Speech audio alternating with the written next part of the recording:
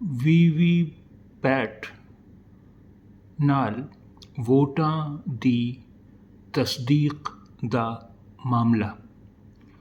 VVPAT ਨਾਲ ਵੋਟਾਂ ਦੀ तस्दीक दा मामला। वीवीपैट से वोटों की तस्दीक का मामला।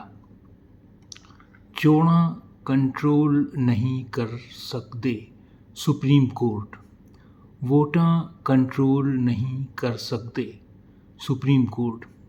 वोट कंट्रोल नहीं कर सकते सुप्रीम कोर्ट। फैसला राखवां रखिया। ईवीएम प्रबंध मजबूत करन संबंधी जारी कर सकती है हदायतां। फैसला राखवां रखिया। ईवीएम प्रबंध मजबूत करन संबंधी जारी कर सकती है हदायतां। फैसला राखवां रखिया, रिजर्व रखा। ईवीएम प्रबंध यानी ईवीएम का बंदोबस्त मजबूत करन संबंधी, मजबूत करने से मुताल्लिक जारी कर सकती है हिदायत। यानी वीवीएम इंतज़ामिया बेहतर बनाने से मुताल्लिक जारी कर सकती है हिदायतें, यानी सुप्रीम कोर्ट जारी कर सकती है हिदायतें। ईवीएम्स बारे महज शक दे आधार ते हिदायतां जारी करन तो इनकार। ईवीएम्स के मुताल्लिक महज शक की बुनियाद पर हिदायत जारी करने से इनकार। ईवीएम्स बारे महज शक दे आधार ते हिदायतां जारी करन तो इनकार। सुप्रीम कोर्ट दियां अहम टिप्पणियां। सुप्रीम कोर्ट के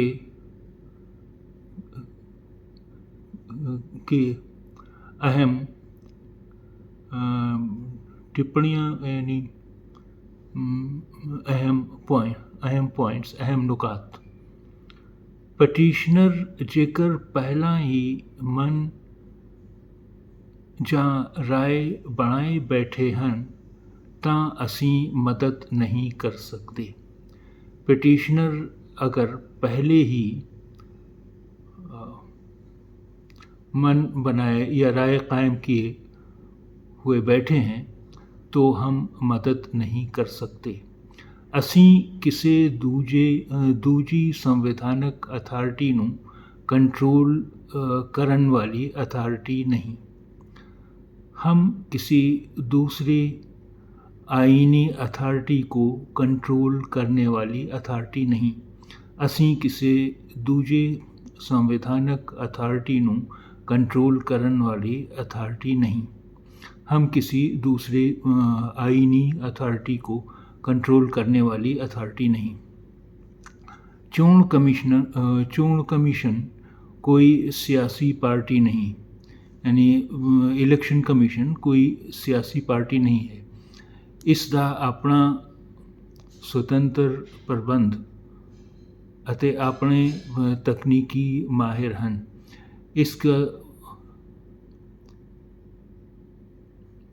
इसका अपना स्वतंत्र प्रबंध, इसका अपना इंतज़ामी निज़ाम है और अपने तकनीकी माहिर हैं और इसके अपने तकनीकी माहिर हैं। चोणां दे दूजे गेड़ लई प्रचार बंद। इंतखाबात के दूसरे मरहले के लिए तशहीर बंद, यानी पब्लिसिटी बंद। 13 ਰਾਜਾਂ ਦੀਆਂ 13 ਰਿਆਸਤੋਂ ਕੀ 99 सीटों ਲਈ 89 सीटों के लिए भलके ਪੈਣਗੀਆਂ ਵੋਟਾਂ ਕੱਲ ਪੜेंगे ਵੋਟ।